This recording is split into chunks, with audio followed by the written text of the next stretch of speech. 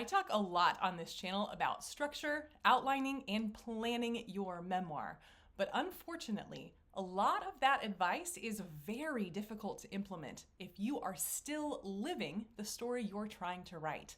And that's why today I want to talk about how to start your memoir, even when you don't know how it ends yet. Stay tuned.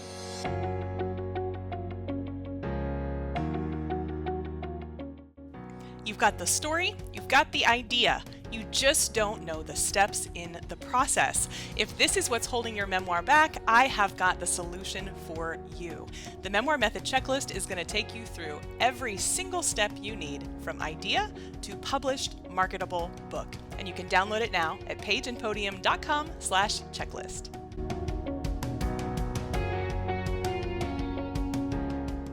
One of the main things I do with my clients, both in our group coaching program for women writing their first memoirs and in our one-on-one coaching services, I work with a lot of folks who really are invested in this outlining idea.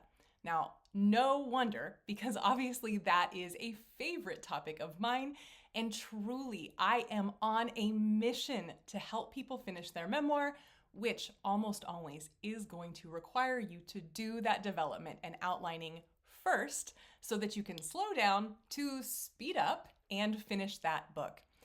The problem is, as we walk people through our 7-step process that we take you through, helps you develop your topic, your message, and figure out the start and end points of your memoir so that you can pace the other pieces according to industry standard structures. The problem is, when you don't know where your memoir is going to end, how do you figure out what the shape of that book is going to be? And unfortunately, there is no easy answer to this. But because we work with so many women who are really so eager to make a difference in the world, we also work with a lot of women whose stories are tied up in court cases. And we've had employment discrimination court cases, we have had sexual harassment court cases, we have had divorce court cases, all of the court cases. And if you have had the unfortunate experience of being involved with court cases, you know they're not fast. It takes a long time to get to the end of a case. And even then, in many of these cases, it's probably not even really over at that point. You've still got to move forward from that case and rebuild your life in whatever way the chips fell. So what can you do when you're in the thick of an experience like that, but you also know that this is going to be a book, that you are writing this memoir? It doesn't matter where you have to start and where you have to end, this book is happening. But when you know you need a structure and you can't do a structure without your endpoint, it's almost impossible to figure out how to move forward. And that's why today I wanted to give you some tips. Now, unfortunately, I cannot give you any cut and dry way to move forward with a story when you don't know the ending. It just is a kind of uncomfortable, difficult spot to be in. But the good news is, if you can kind of shift your mindset just a little bit, you actually can be doing amazingly productive pre-writing at the stage that you're still working through whatever this challenge or trauma or struggle is. So when we are getting ready to start a book where we don't know what the ending is, it is so extra important that we lean into the process. Now, one of the things that is so common at Page and Podium, just because of the type of people we like to work with, is that it is very important to our clients that their books are exceptional. Of course, I know you're thinking, of course, but truly, there are folks who want to write a memoir just because they want the experience of writing a memoir. Sometimes they also want to kind of leave it for their grandkids, great-grandkids, but oftentimes the point really is the process as much as the quality of the final product. That is not the type of folks that I work with. I typically will work with people who are very high achievers. They have very high standards for their own performance. And as a result, they really don't want to spend all this time writing a book that's not good. So when we're thinking about this kind of process versus product, whenever you are in the thick of the story, when the story hasn't yet resolved itself, we really need to lean much harder into the process aspect, just for now, so that we can gather all of what I'm going to call clay here in a second, so that when we are ready to start the product in earnest, we're ready with all of this process work we've done before. But when you focus on the product over the process, this is where I find the problems are. So as we talk through some of these tips today, I really want you to focus on how you can keep your mindset really solidly where it needs to be. Yes, the product is very, very important, and I would never encourage anyone to lower their standards just to get a book done. But focusing on the process is really going to be a much, much better place to live for this type of book. And the reason is simply what it takes to have a good product is often something that you will not be able to create until you have some sense of the ending of your book. Now, let me dig into that a little bit because I think it is a really, really helpful context. Now, probably the middle of last year or so, we put out an episode called What Makes a Memoir Good? And you can check that out on any podcast streaming platform, on YouTube, or on our blog, pageandpodium.com/blog. But effectively, we boil down a good memoir to just 3 things. A good memoir will always have conflict. It will always have change. Sometimes we think of that as growth, but change of any kind counts here. And it also has forward momentum to a point. Now, this is the difficult one because no doubt if you are in the middle of a court case or similar, there's conflict. Oh yes, there's conflict. And there's probably change and growth too. But what we don't yet know is the point that you're driving the reader to. We don't know where we're trying to head with that momentum. And what that means is we are just simply not going to feel like we have momentum to that point until we know what the point is. So, thinking about all of these things, how are we going to approach the book for which we don't know the climax? The main thing we need to do is really focus on the process. Then, through the process, we can develop not only that momentum toward the forward point we're trying to head to, we also are developing our conflict and our change in a way that aligns with this endpoint. It's magical, but it unfortunately does take much more trust in the process than if you came to a story that you had resolved 10, 15 years ago, however long ago. So with that said, I want to get into some really practical tips that you can use if you are someone who is in this place of not actually being able to define the end of your memoir. So I've got 5 tips for you. Let's dive right in. The first tip is going to surprise a lot of y'all because you know how much I lean on outlines and planning. But the first tip is just to simply let yourself write what you want to write. Now, this is weirdly easier said than done, but let me kind of tell you what's going to crop up as you're doing this. What I suggest is that you probably know at least a handful of scenes that will for sure be in that book, regardless of the endpoint, regardless of conflict, change, momentum to a point, you know those scenes will be in there. Well, we really aren't actually prepared to write the scenes as chapters until we have our outline ready. So I am not encouraging you to just dive in and start writing chronologically without a plan. Do not do that. But what I do want to encourage you to do is allow yourself to put words to paper.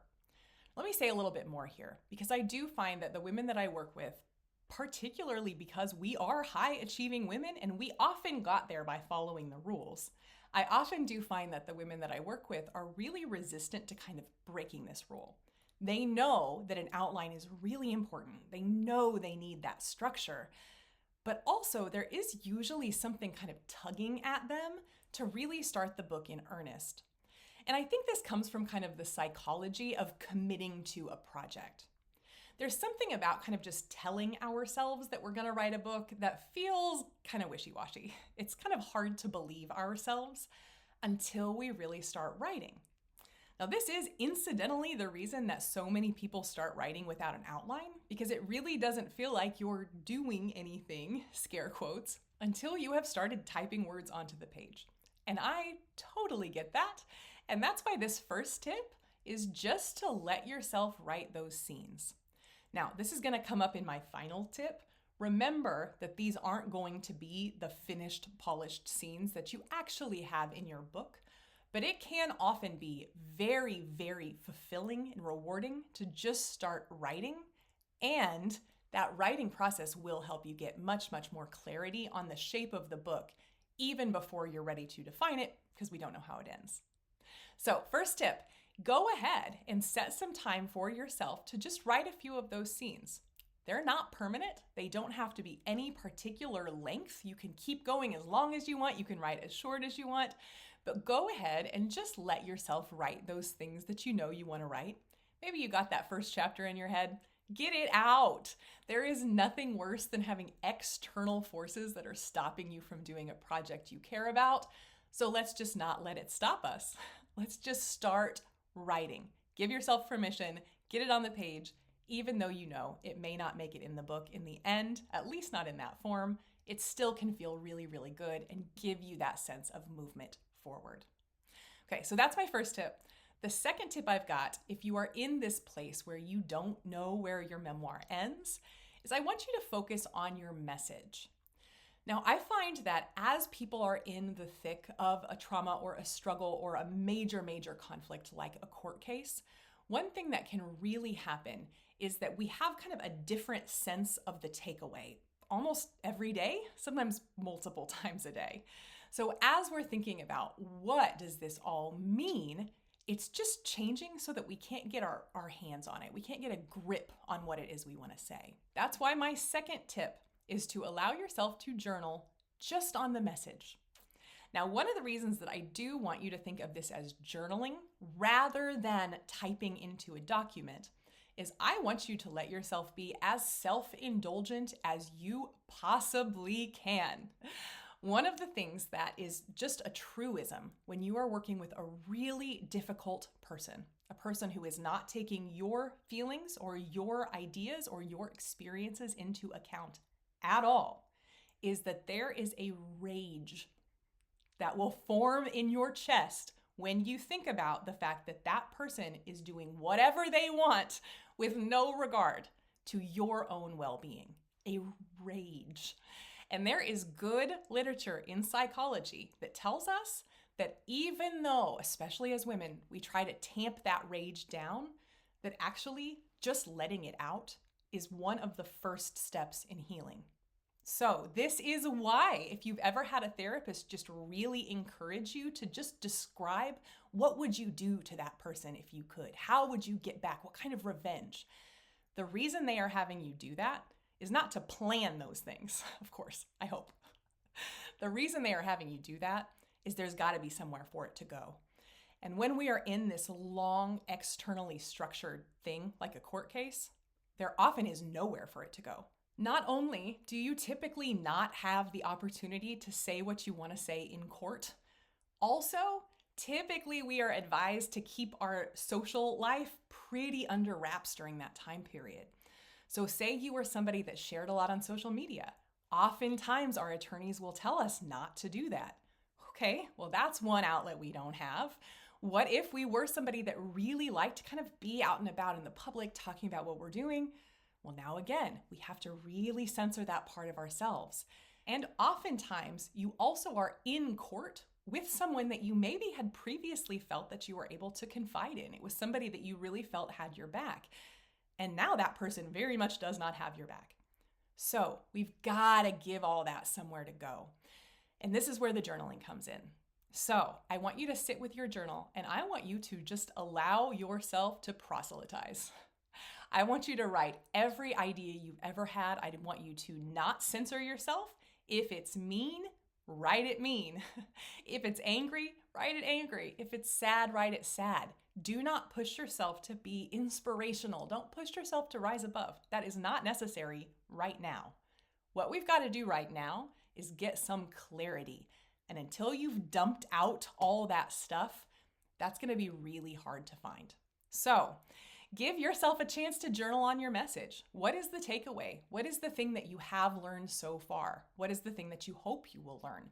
Just get to journaling, even though, as with my first tip, this is probably not going to go in your book in any way that's recognizable to your journal.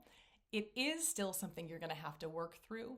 And as you are dumping that stuff out, you also are building clarity in how these different ideas kind of string together, how we can take out some of those rougher edges and combine some of these ideas together for more complexity, more richness, more depth, all of these things that we want from our memoir. So my second tip, you got to journal. Journaling can feel so good at this time anyway.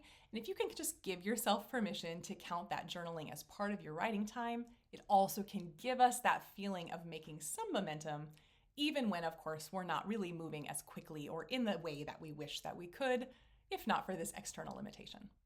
Okay, the third thing that I want to encourage you to do is just play with your structure. The really unintuitive thing about memoir is that we are always artificially making choices of where to bracket. Now, this is the term that I use to describe how we set the beginning and the end of our memoir. Brackets. The story happens between. But the problem is, when we're thinking about those brackets, all of us could just have an eternally, infinitely ongoing end bracket. Usually, we learn something through the process of the story of the memoir, but we're not off the hook at that point. Then we've got to take that thing we learned and continue to apply it in our life moving forward, right? That's the change. That's the transformation part. But what that means is there is never a clear ending. This always will be a matter of your decision, your relatively arbitrary decision of where to end that book. Now, what I find is that when we compare two relatively identical projects, one where the person is out of the weeds and the trauma happened some time ago, while the other is in the middle of something like a court case, the person who is out of the weeds will have a much, much easier time of setting that arbitrary marker than the person who feels that they're being constrained by an external force. Of course, this makes total sense, but it is just a mind game, right? You probably could end your story right now if you wanted to. So, I don't want you to do that because I know we do want to get through the court case. We want it in the book. But what you can start to do is play around with the rest of your structure. We obviously do not know how this case is going to end, and in many cases, we don't even really know how it's going to go. But what we do know is what led up to it. So you can start working on different kind of versions of outlines as long as you remember that they're just working outlines. So start making your little skeleton outline. Start figuring out what chapter is what. What's the turning point in the middle? How do you kind of get into this? What's our inciting incident? How are you going to lay out the pieces of your story so that it moves forward, even if we're not exactly sure where it's going to end? Now, I want to be really clear here. I am not telling you to just outline regardless of not knowing the ending of your book. You can do that, and it's possible. It can turn out pretty well even. What I'm telling you instead is that as you are thinking about how to play with structure like that, you actually are making progress. Even though I'm not encouraging you to make your final outline at this point, just playing around with an outline really is going to make the book feel so much more real. And again, it gives you that feeling of momentum. Nothing worse than the feeling that you really wish you were working on this book, but someone is stopping you from doing it. Guess what? They can't stop you. They can stop you from knowing what the ending is if it's very important to you that they help determine the ending, but they can't stop you from getting started. So let's go ahead, play around with those building blocks. You know some of the stuff that goes in there. There is no reason you can't get started. In fact, we've had many coaching clients do this, and I know you can too. Okay, the fourth tip as you are moving through this process is I really want you to remember that the point of a memoir is not to win. The point of a memoir is to change. Now, I got at this earlier, right? When I said conflict, change, forward momentum to a point. But I find that when there is this external factor that's going to be making some major decision in our lives, it often feels as though we also need to outsource the emotional vibe of the ending. This could not be further from the truth. And let me give you an actual concrete example here. Now, I teased this earlier. This is a client from years ago, actually. We had a client who was in the middle of an employment discrimination lawsuit. There had been a good amount of sexual harassment and even a sexual assault that had taken place that was connected to this issue. And it was a pretty high-profile company that was being sued here. Now, as we were working with this author, one of the things that I found was that she really was hesitant to make any decision at all until she knew how the court case would end. Now, as she and I talked about this, I was just kind of asking some probing questions, just trying to figure out kind of what was going on, how she was thinking about it. And she finally said, well, if I lose this court case, I don't even know if I can write a book. Who wants to read a book about someone that lost a court case? And that is the problematic thinking that will stop you every single time. See, here is the thing. If she loses that court case, it does not prevent her from growing through the process of the struggle of that court case, right? In fact, if you have ever lost a court case, you know that's some of the hardest growth you will ever do. Well, when we realize that the purpose of memoir is not all the winning stories, the purpose of memoir is the stories that really push our humanity. Well, oh my gosh, in some ways, for a book, having a lost court case could actually be kind of a blessing, right? I know if you're in the thick of it, it does not feel that way, but I just simply say that to illustrate a point about the emotional resonance of your book. Your book does not have to end with you winning for it to end with you winning. We can lose in court and still win in our lives. And in fact, most people do. You can move on even if things don't go your way. So my point here is not that you need to kind of decide whether you want it to be happy or sad and then make the thing align with it. Rather, what I'm saying is, when you're thinking about how this court case is going to end, I do not want you to pin the success of your book onto that ending. They're just simply not related. The growth and change and transformation that people want to see from your memoir is going to happen regardless. So it does not matter how the court case ends. That being said, you're still probably not ready to outline the end just simply because we don't know what happened. But what I don't want you to do is pin whether or not you'll write the book based on whether or not you win the court case. Those two things should not be related. They don't have to be related. And in fact, even if things don't go your way, it actually could end up being a stronger ending for the book than if they had. So, do not pin the hopes for your book onto your court case. You have got enough to worry about, I promise. Okay, and my last tip, I have hinted at this throughout, but I think it's worth saying again. That is, I want you to remember that even if you knew every single thing that happened in this book, even if you were able to do that development process in the way that we teach it, even if you were able to get that outline together right now and feel totally confident about it, you would still go into the drafting process writing things that would not appear in the book. This just is a fact of the writing game. Every single one of us, as we write a book-length project, we are writing things that will not be able to apply to that book. We are writing things that we'll have to delete. We're writing things we'll have to rewrite. We're writing things that we'll have to add to so dramatically it isn't even recognizable. That is the nature of a draft.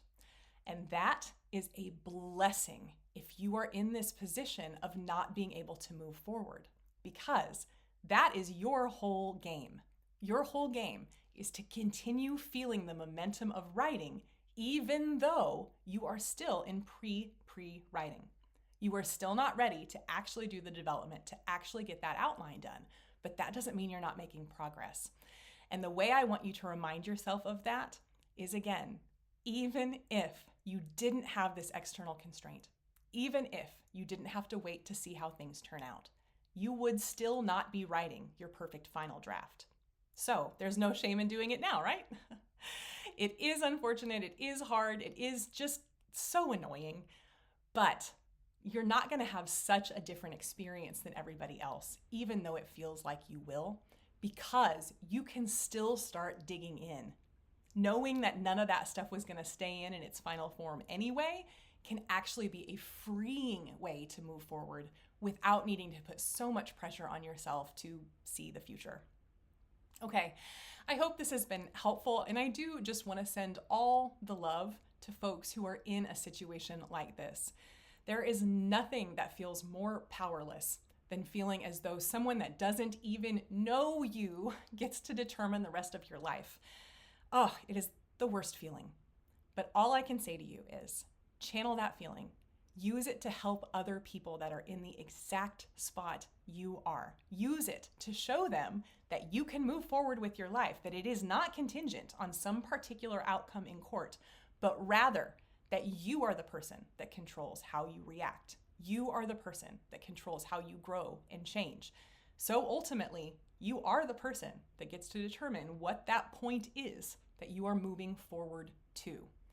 There is empowerment to be found, but all my love goes out to you. I know it does not feel like that.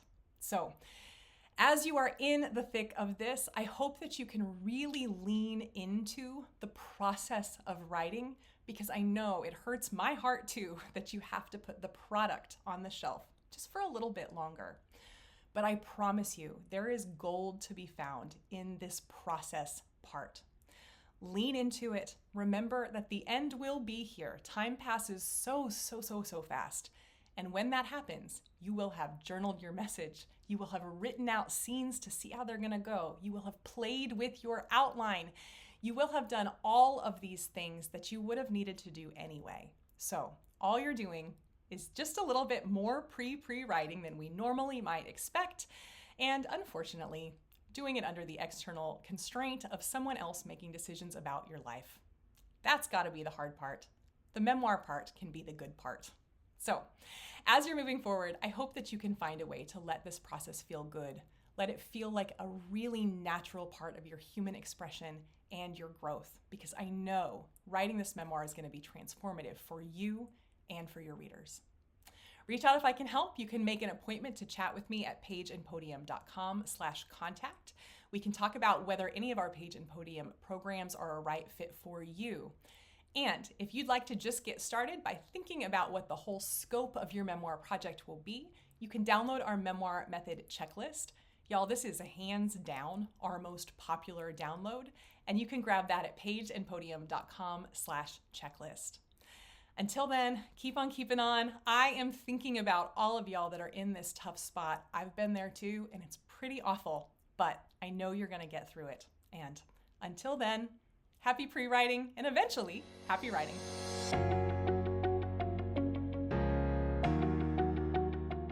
You know what they say, if you fail to plan, you plan to fail. And this is exactly what holds so many people back on their memoir projects. That is exactly why we created the Memoir Method Checklist, a full, complete list of every single step you need to take to get that memoir written, published, and marketed successfully. You can download it now at pageandpodium.com/checklist.